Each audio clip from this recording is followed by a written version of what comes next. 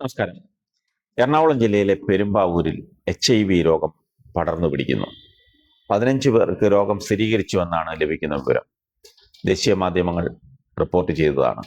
ഭൂരിഭാഗവും അതിഥി തൊഴിലാളികളാണ്. രോഗബാധിതരിൽ മലയാളികളും പ്രായപൂർത്തി ആകാത്തവരും ഉണ്ടെന്നും ആരോഗ്യ പ്രവർത്തകർ ചൂണ്ടിക്കാട്ടുന്നു. ഈ വാർത്ത ഞെട്ടലോടെയല്ല കേട്ടത്. പെരുമ്പാവൂർ അതിഥി വില്ലേജാക്കി മാറ്റിയ സർക്കാരിന് നന്ദി പറയണം. ആദ്യം ഈ സർക്കാർ അധികാരത്തിൽ വന്നപ്പോഴാണ് പെരുമ്പാവൂർ അതിഥി തൊഴിലാളികൾക്കായി പതിച്ചു നൽകിയത്. അവരെ മരുമക്കളായും അതിഥികളായും സ്വീകരിച്ചു. ആധാർ കാർഡ് നൽകി. കാരണം സമരം, ജാഥ, പ്രകടനം എന്നിവിടങ്ങളിൽ മാത്രമല്ല, സമ്മേളനങ്ങളിൽ ഒഴിഞ്ഞ കസേരകളിൽ ഇരിക്കാനും ഇവർ വേണം. അങ്ങനെ അവരൊഴിച്ചുകൂടാൻ പറ്റാത്തവരായി. യഥാർത്ഥത്തിൽ അതിഥി തൊഴിലാളികൾ ആരാണ്?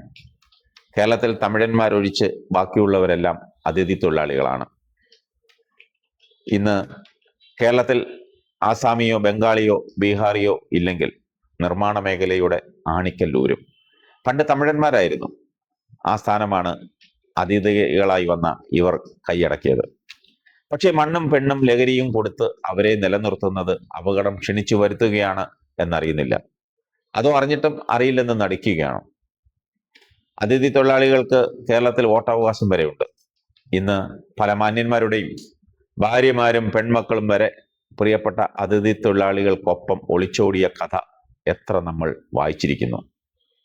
പല മാന്യന്മാരുടെയും കിടക്കറയിലെ കുറവുകൾ എത്രയോ അതിഥി തൊഴിലാളികൾ നികത്തുന്നു. ഞെട്ടിക്കുന്ന വാർത്തകളാണ് നമുക്ക് ചുറ്റും വരുന്നത്. കേരളത്തിൽ 35 വയസ്സിന് മുകളിലോട്ടുള്ള ചെറുപ്പക്കാർക്ക് കല്യാണം കഴിക്കാൻ പെണ്ണ് കിട്ടാതെ നിൽക്കുമ്പോൾ അതിഥി തൊഴിലാളികളെ 2 കൈ നീട്ടി സ്വീകരിക്കാൻ മലയാളി പെൺകുട്ടികൾ തയ്യാറാവുന്നു. ലഹരിയുടെ ഹബ്ബായി മാറിക്കഴിഞ്ഞു പെരുമ്പാവൂർ. ഇന്നിപ്പോൾ HIV ഇനി AIDS രോഗികൾക്ക് പഞ്ഞമില്ലാത്ത നാടായി കേരളം മാറും. അല്ലെങ്കിൽ ഭരണ സംവിധാനങ്ങൾ മാറ്റും. ഇനി അത്യാവശ്യം ചെയ്യേണ്ടത് പെരുമ്പാവൂരിൽ ഒരു AIDS ചികിത്സാ കേന്ദ്രം അടിയന്തരമായി തുടങ്ങുക എന്നതാണ്.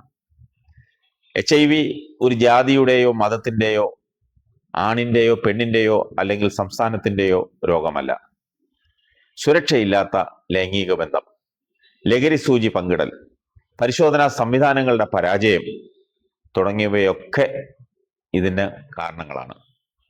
ലോകത്ത് AIDS പകർന്നത് ആഫ്രിക്കൻ കുരങ്ങിൽ നിന്നാണെന്ന് എവിടെയോ വായിച്ചിട്ടുണ്ട്. ഒരു മദാമയാണ് അത് സമ്പർക്കം വഴി പകർത്തിയതെന്നും കേട്ടിരുന്നു.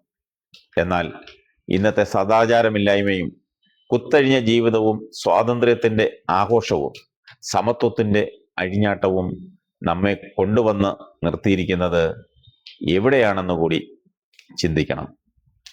ഓർക്കുക, അതിഥി തൊഴിലാളികളുടെ രജിസ്ട്രേഷൻ, ആരോഗ്യ പരിശോധന, താമസ സ്ഥലത്തിലെ നിരീക്ഷണം, ലഹരി നിയന്ത്രണം എന്നിവയിൽ സർക്കാർ പരാജയപ്പെട്ടതാണ് ഈ അവസ്ഥയ്ക്ക് പ്രധാന കാരണം. മറ്റൊന്നുമല്ല. പ്രായപൂർത്തിയാകാത്ത കുട്ടികൾ വരെ HIV രോഗബാധിതരാകുന്നു എന്നത് അത്ഭുതപ്പെടുത്തുന്നു.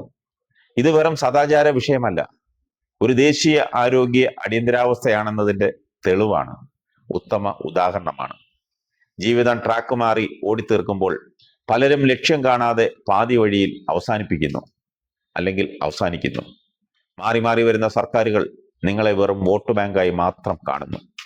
നിങ്ങളുടെ ആരോഗ്യവും ജീവിത രീതികളും നിങ്ങളുടെ ശൈലികളെയും സംസ്കാരത്തെയും പ്രവൃത്തികളെയും എന്തിന് കുടുംബ മഹിമയും മാത്രം ആശ്രയിച്ചിരിക്കുന്നു.